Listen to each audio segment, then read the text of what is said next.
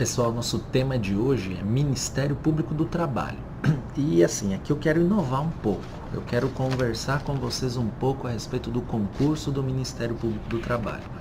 Eu particularmente direcionei os meus estudos para a magistratura, não queria MPT, mas cheguei a acompanhar alguns candidatos para o Ministério Público do Trabalho e cheguei a estagiar há 2 anos no MPT.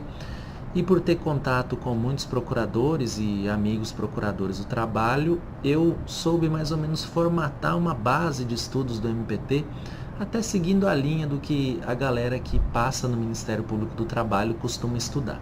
Então hoje a gente vai trabalhar, primeiro ponto, distinções e semelhanças com o concurso da Magistratura do Trabalho. Os pontos cobrados no edital do Ministério Público do Trabalho, eles são semelhantes aos pontos cobrados no edital da Magistratura do Trabalho. Os do MPT são semelhantes aos da magistratura, exceto em alguns pontos. O MPT traz alguns elementos diferenciadores em que são realmente cobrados e que são cobrados com um pouco mais de ênfase, como a parte de direitos humanos, que nós já veremos adiante o que estudar. Também cobram com ênfase a Lei 8666, sempre tem uma questãozinha dela na primeira fase, normas internacionais, Lei Complementar 75 de 93, isso sempre vem com bastante ênfase na prova de primeira fase. Fora isso, existem pontos de contato. O MPT gosta bastante também de texto de lei, súmulas e OJs do TST. Tá? Agora, vejam só, o grande marco diferenciador das provas do Ministério Público do Trabalho e da Magistratura do Trabalho reside na questão subjetiva, na segunda fase e também na fase prática. Fase prática não precisa nem falar, a prova do MPT cobra normalmente uma ação civil pública, ao passo em que a prova da Magistratura do Trabalho sempre vem com uma sentença. Agora, na segunda etapa, os aspectos diferenciadores eles são bastante nevrálgicos aqui. O candidato da Magistratura do Trabalho, normalmente, ele precisa demonstrar à banca clareza, objetividade e técnica. E isso, normalmente, resumido em poucas linhas. É a capacidade de tirocínio em poucas linhas. Isso é muito visto na magistratura. Até pelo excesso de trabalho que tem o magistrado do trabalho, pelo excesso de demandas que ele julga. E a banca, obviamente, não quer um cara muito prolixo, que fale demais e que, portanto, demore para fazer sentença. Não, ela quer um cara mais técnico, mais prático. Por isso, as questões processuais relacionadas ao processo individual, sobretudo, elas são bastante cobradas no concurso da Magistratura do Trabalho. Sempre temos questões sobre execução, acidente de trabalho, questões relacionadas à audiência trabalhista, questões relacionadas a nulidades. Então, a prova de segunda fase da Magistratura do Trabalho, ela consegue mesclar um perfil teórico, mais mínimo, com um perfil maximizadamente prático.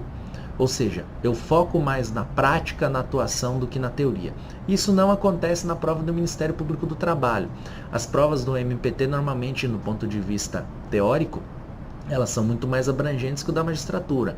O candidato deve necessariamente demonstrar um conhecimento abrangente, um conhecimento periférico dos temas, um conhecimento histórico, um conhecimento de direito comparado, conhecimento de teoria, seja teorias antigas, seja teorias novas, conhecimento a respeito da formação do direito, sobretudo dos direitos fundamentais, e também da atuação do Ministério Público.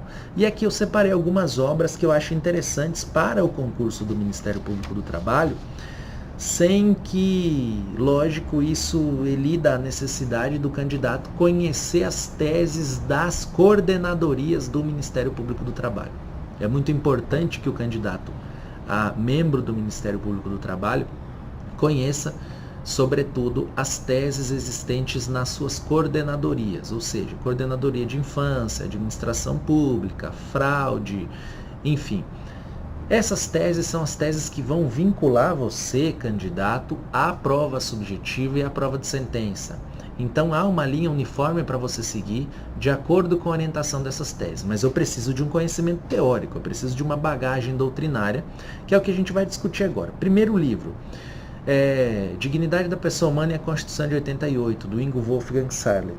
Ele traz uma visão bastante abrangente do que vem a ser o princípio, norma ou valor, pela característica tridimensional dele, obviamente, da dignidade da pessoa humana. Ele fala o que consubstancia a dignidade da pessoa humana, como se adota política pública tendente a concretizar a dignidade da pessoa humana, qual é o papel do poder judiciário na concretização da dignidade da pessoa humana, princípio da reserva do possível, como sopesar isso com a concretização da dignidade da pessoa humana, aspectos técnicos, teóricos e também práticos relacionados à atuação do Ministério Público e relacionados à atuação do juiz.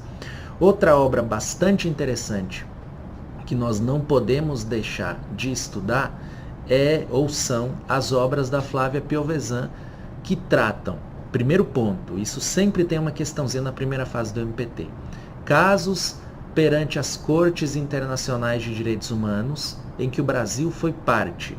Caso dos meninos emasculados do Maranhão, por exemplo, ou casos de trabalho escravo em Belém do Pará, no estado do Pará, por exemplo, que foram submetidos à Corte Interamericana dos Direitos Humanos. Sempre ele traz um casinho, só que esses casos todos são apresentados no livro da Flávia Piovesan.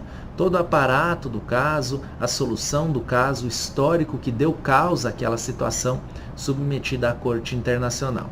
Paralelamente a isso, você, candidato, deve necessariamente conhecer as formas de controle interamericano ou controle internacional dos direitos humanos, que ela também trata nas suas obras.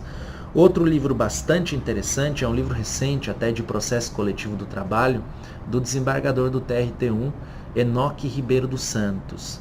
O desembargador Enoque foi membro do Ministério Público do Trabalho.